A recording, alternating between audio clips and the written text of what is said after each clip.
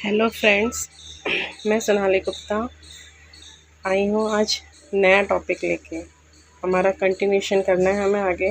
हमारा last point अपन ने complete किया था अपना द कॉन्स्टिट्यूशन ऑफ इंडिया का सेकंड पार्ट सेकंड हमने राइट्स के सिटीजनशिप के बारे में पढ़ा था। ये है पार्ट सेकंड। अब हम आगे पढ़ रहे हैं। हम पार्ट थर्ड था फंडामेंटल राइट्स।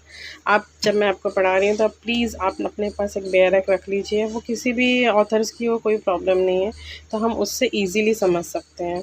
इसकी लैंग्वेज बहुत टिपिकल होती है और बहुत टेक्निकल होती है, तो मैं कोशिश कर रही हूँ कि मैं आपको हर वर्ड इजीली एक्सप्लेन करने की कोशिश कर सकूँ। ओके, चलिए हम आगे देखते हैं। पार्ट थर्ड, इसका सबसे इम्पॉर्टेंट, हमारी द कॉन्स्टिट्यूशन ऑफ इंडिया का सबसे इम्पॉर्टेंट और टेक्निकल पार्ट माना जाता है पार्ट थर्ड। उसमें है आर्टिकल 12 और आर्टिकल 13। ये सबसे टेक्निकल माने जाते हैं। इसमें बहुत सारी केस स्टडीज़ भी है। हम इसके बारे में आगे देखते हैं। कभी केस स्टडीज़ लेने का मौका मिला तो मैं बिल्कुल ज़रूर एक वीडियो और बनाऊंगी केस स्टडीज़ से रिलेटेड। फ़िलहाल तो हम बेयर एक्ट के कुछ टेक्निकल्स वर्ड्स हैं, इन सब चीज़ों के बारे में थोड़ा और एक्सप्लेन करने की कोशिश करूँगी मैं आप सबको। ठीक है, आप चलिए आगे पढ़ते हैं। चलिए, इसमें आगे दिया है मतलब फंडामेंटल राइट्स। हमारे कॉन्स्टिट्यूशन ऑफ इंडिया का पार्ट थर्ड है फंडामेंटल राइट्स। ठीक है, इसमें सबसे पहला है पार्ट आर्टिकल 12। आर्टिकल 12 हमें डिफ़ाइन कर रहा है, डेफिनेशन दे रहा है हमारे कुछ वर्ड्स के बारे में। उसके बारे में देखते हैं। डेफिनेशन में क्या दे रहा है, in this part it means part third, unless the contest otherwise require the state के बारे में इस डेफिनेशंस दे रहे हैं। मतलब डिस्क्राइब कर रहा है कि द स्टेट मतलब होता क्या है। आपको मैं एक बात बताना चाहूँगी, जहाँ ये जो स्टेट का मतलब जो बताया जा रहा है, ये आर्टिकल पूरा 12 से लेके 35 आर्टिकल तक का ये स्टेट का मीनिंग वही रहेगा जो मैं आपको यहाँ समझाने की कोशिश करूँगी। ये स्टेट वो नहीं है जो हमारा राज्य है, स्टेट वो स्टेट नहीं है। ये स्टेट है हमारी government of India, central government, उसके बारे में बताया जा रहा है। ठीक है, चलिए देखते हैं। The state includes the government and parliament. क्या इंक्लूड कर रहा है, ये मैं क्या बताना जा रहा है, द स्टेट में क्या बता रहा है, क्या इंक्लूड कर रहा है, the government and parliament. Government हमारी जो प्रेजेंट की जो गवर्नमेंट चल रही है वो, पार्लियामेंट जो लोकसभा, राज्यसभा, प्रेसिडेंट मिलके जो पार्लियामेंट असेंबली बनती है उसे हम बोलेंगे ये पार्लियामेंट ऑफ इंडिया, इंडिया की। And the government and the legislature, ये गवर्नमेंट स्टेट की गवर्नमेंट बोली जाएगी, government and the legislature of each of the state, ये है राज्य। समझ पा रहे हैं स्टेट की डेफिनेशन में क्या क्या आ रहा है। स्टेट की डेफिनेशन में ये पॉइंट्स आ रहे हैं, आप नोट कर लीजिए। द स्टेट की डेफिनेशन में कौन कौन से पॉइंट्स आ रहे हैं, the government and parliament, government and the legislature of each of the state, मतलब हर राज्य की गवर्नमेंट और पार्लियामेंट में Rajya Sabha, Lok Sabha, president, parliament assembly, ये सब इंक्लूड होगा। समझ रहे हैं। और वो गवर्नमेंट में जो उस गवर्नमेंट पार्लियामेंट में जो बैठी हैं, जिसकी अभी जो सरकार चल रही है, जो गवर्नमेंट चल रही है, अभी किसकी सरकार चल रही है, हमारी बीजेपी की, तो उनकी जिसकी मेजॉरिटी सबसे ज़्यादा हो पार्लियामेंट में। ओके, आगे बढ़ते हैं। Each of the state and all local और अदर अथॉरिटीज़, तो आगे और भी है। सबसे मीनिंगफुल वर्ड है other authority. Local authority it means, तो आप समझिए कि जैसे लाइक नगर परिषद, म्यूनसिपाल्टी, इन सबको हम ऑल लोकल अथॉरिटी में काउंट कर सकते हैं। पर अदर अथॉरिटी के बारे में कोई डेफिनेशन नहीं दी है, ना ही कोई मीनिंग्स दिए कि इसमें कौन कौन से, ना कोई एग्जाम्पल दिए कि इसमें कौन कौन सी चीज़ें इंक्लूड होंगी। तो ये बहुत सारे ना केसेस आए थे, शांता बेन का केस आया था, बाकी बहुत सारे केसेस आए थे। उसके थ्रू हमने मतलब सुप्रीम कोर्ट ने डिफ़ाइन भी किया था कि इसके अंदर कौन कौन सी चीज़ें आ सकती हैं। पर लास्ट में फाइनली डिसाइड हुआ था कि अदर अथॉरिटी में अभी तक कोई भी ये डिसाइड नहीं हुआ कि कौन सी एग्जांपल्स में ऐसे कोई डिसाइड नहीं हुआ कि कौन सी अथॉरिटी आ सकती है। यहाँ पर उनके पॉइंट्स डिस्क्राइब किए गए थे कि कौन से पॉइंट्स के थ्रू हम अदर अथॉरिटी में उसको काउंट कर सकते हैं।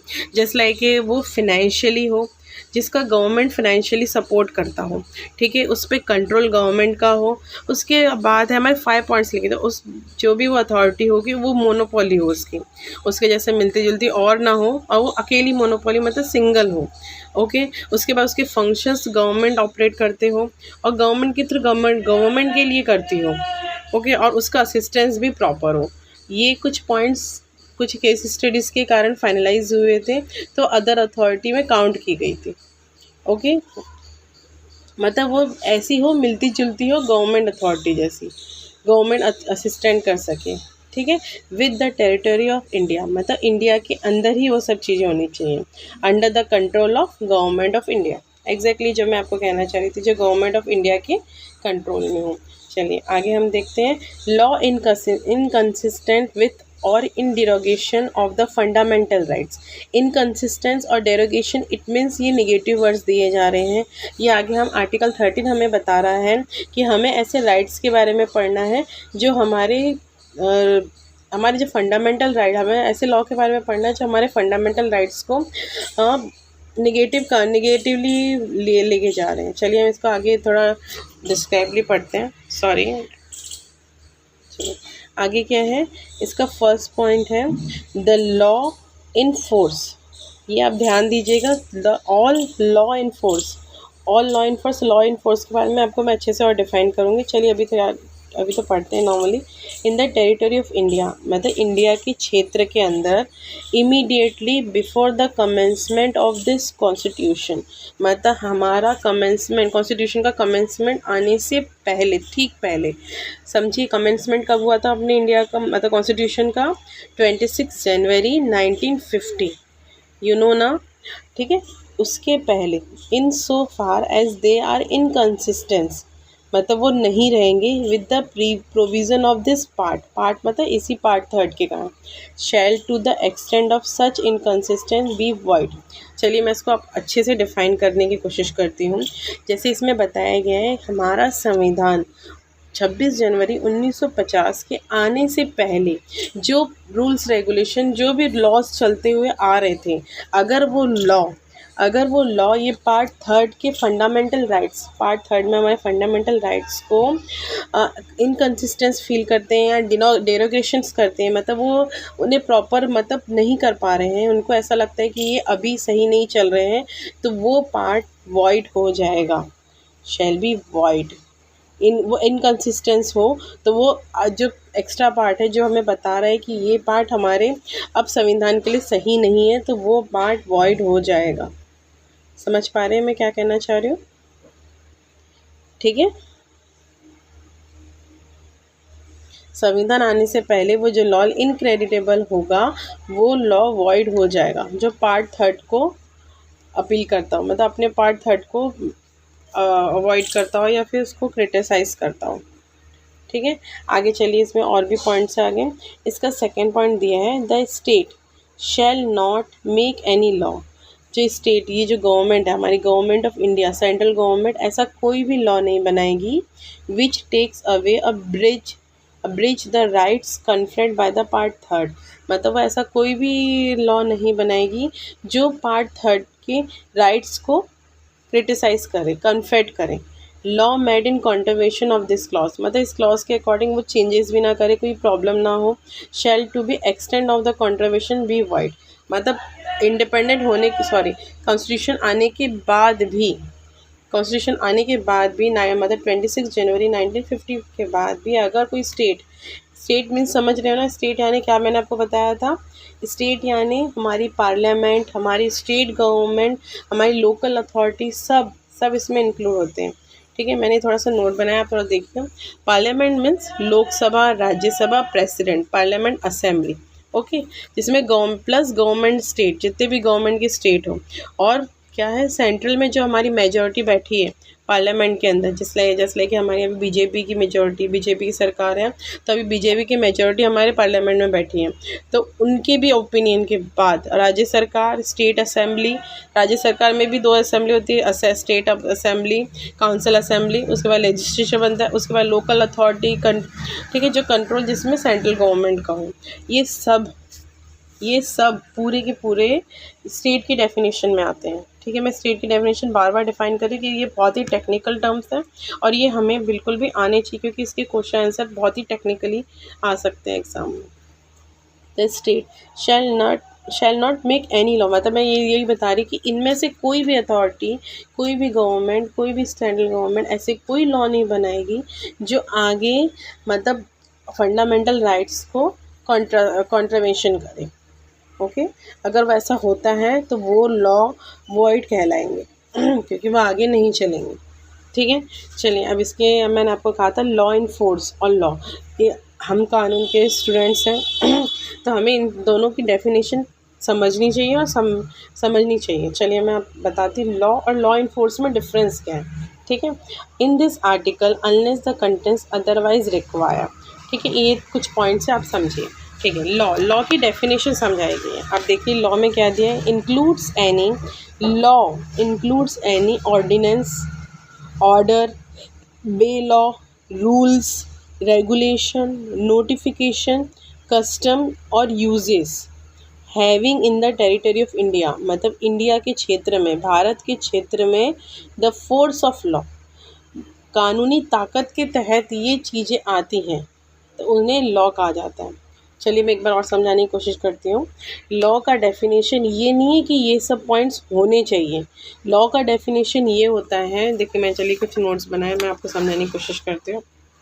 मैं ऐसे ही बता रही हूँ। चलिए लॉ की डेफिनेशन में क्या आता है, जैसे हमारी जो भारतीय क्षेत्र के अंदर आई वो कानूनी ताकत, जिसके कारण आप कानून को वॉलेट करते हो, कानून का वॉलेट करते हो इनके इनके इनके तहत, और वो हमें ऑब्लिगेशन देती हैं कि हमें ये काम नहीं करना चाहिए। चलिए एग्जांपल से मैं कोशिश करती हूँ समझाने की। एग्जांपल ये है, जैसे कि हमने किसी ने मर्डर किया, तो मर्डर की ऑब्लिगेशन क्या है कि ये इलीगल है। आईपीसी के थ्रू ये बताता है कि ये कानूनी इलीगल है, हमने ये कोई क्राइम किया है।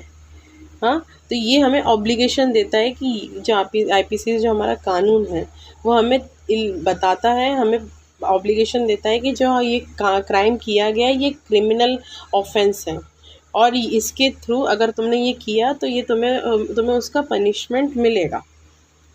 तो ये हमारा क्या है, ये रूल है हमारा, मतलब ये रूल्स है। ये बताया गया है कि ये हमने क्राइम किया है तो हमें इसकी पनिशमेंट मिलेगी। समझ पा रहे हैं मैं क्या कहना चाह रही हूँ। फोर्स ऑफ लॉ मतलब जहाँ पे कानून की ताकत हो कि हमें वो क्राइम वो चीज़ करने के लिए कोई कानून हमें रोक रहा हो, जहाँ लॉ इन फोर्स हो, ऑब्लिगेशन हो, जिसका कानून का बैकअप हो। हाँ, अगर हम वो चीज़ें नहीं करेंगे, हम अगर प्रॉपरली नहीं करेंगे तो हमें कोर्ट में प्रेजेंट होना पड़ेगा और उसके थ्रू हमें पनिशमेंट मिलेगी। हाँ, जो चीज़ें हमें करने से रोके, जो गलत चीज़ें हमें करने से रोके उसे कानूनी ताकत कहेंगे। जो ऑब्लिगेशन है वो है ये लॉ। समझ पा रहे हैं। चलिए आगे पढ़ते हैं हम।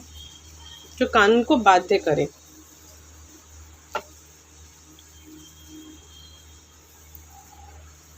चलिए आगे है law in force. Law in force का डेफिनेशन ये बता रहा है, लॉ इन फोर्स जिस लाइक हम बता रहे हैं, जैसे ये देखिए हमारा लॉ ये पहले से चलता हुआ आ रहा है। ठीक है, ये लॉ हमारा पहले से चलता हुआ आ रहा है, before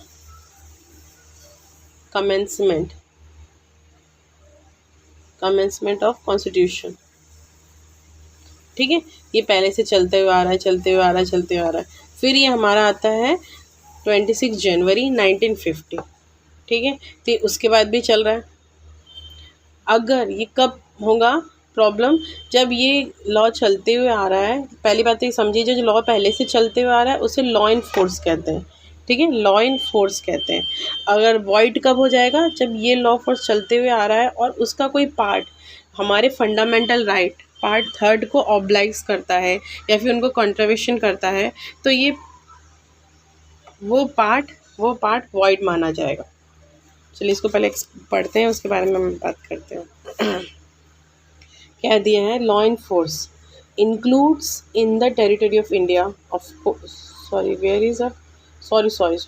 law in force includes law passed और मेड बाय लेजिस्लेचर। ठीक है, ये लॉ हमारे लेजिस्लेचर और अदर कॉम्पिटेटिव अथॉरिटी द्वारा बनाए गए। ये देखिए ध्यान दिए, ये लॉ इन फोर्स जो लेजिस्लेचर और कॉम्पिटेंट अथॉरिटी द्वारा बनाए गए हैं इन the territory of India, India के क्षेत्र में रह के, before the commencement of this constitution, मतलब हमारे संविधान लागू होने से पहले। हाँ, इन the territory of India of course हमारे देश के अंदर, अगेन वही आ गई कि मैं sorry commencement of the constitution and not previously reveal. It means reveal यानी ये निगेटिव टर्म में आपको समझाने की कोशिश कर, रिवील यानी वो हमारी कॉम्पिटिटिव जो legislature of other competent authority द्वारा जो भी रूल्स या लॉज बनाए हुए थे, अगर वो हमारे 26 जनवरी 50 के बाद भी रिवील नहीं हुए हैं, notwithstanding that any such law और any part of there may not be then in operation either at all in the particular area, अगर वो हटाए नहीं गए हो और वो ऑपरेशन में भी नहीं आए हो, तो उसे ही लॉ इन फोर्स कहा जाएगा। ठीक है, वो लॉ इन्फोर्स, जब हम वॉइड वाला जो हमने पहले यहाँ पढ़े हैं उसमें ये बताया कि वॉइड कब माने जाते हैं, जब वो आते चल के आ रहे हैं और वो हमारे पार्ट 3 के किसी फंडामेंटल राइट्स को ऑब्लाइज कर रहे हो, इनकन्सिस्टेंस हो रहे हो, तब उसे वो हटाए जाते हैं, तब वो वॉइड माने जाते हैं। बट ये डेफिनेशन क्या बता रहा है, लॉ इन्फोर्स किसे कहा जाता है, जो हमारे कमेंसमेंट ऑफ इंडिया मतलब इंडिया की कमेंसमेंट ऑफ कॉन्स्टिट्यूशन मतलब इंडिया के कॉन्स्टिट्यूशन से पहले से बने हुए आ रहे हैं और स्टिल चलते हुए आ रहे हैं, और वो कभी हटाए नहीं गए हो, हमारे कॉन्स्टिट्यूशन आने के बाद भी वो हटाए नहीं गए हो, और अगर वो जो भी लॉ है वो अगर पूरे स्टेट में कभी कहीं पे भी अप्लाई नहीं हो रहे हो, फिर भी वो अप्लाई नहीं हो रहे हो, वो ऑपरेशन में नहीं आ रहे हो, फिर भी वो लॉ एंड फोर्स के अंदर ही आएंगे। ठीक है, आई थिंक अच्छे से समझ गए होंगे आप। चलिए आगे क्या पॉइंट है, ये नॉर्मली है point 4, nothing in this article shall apply to any amendment this constitution made under article 360, मतलब कोई भी इसमें अमेंडमेंट होगा वो आर्टिकल 36 में नहीं अमेंडेड किया जाएगा, तो वो तो आगे देख लेंगे। ठीक है, चलिए ये आज हमारा हुआ है फंडामेंटल राइट्स। ठीक है, आगे इसको और आगे का अपन कंटिन्यू करेंगे। ठीक है, आज की वीडियो यहीं तक है, अगर आपको अच्छी लगे तो प्लीज़ लाइक कीजिए, सब्सक्राइब करिए। Thank you so much.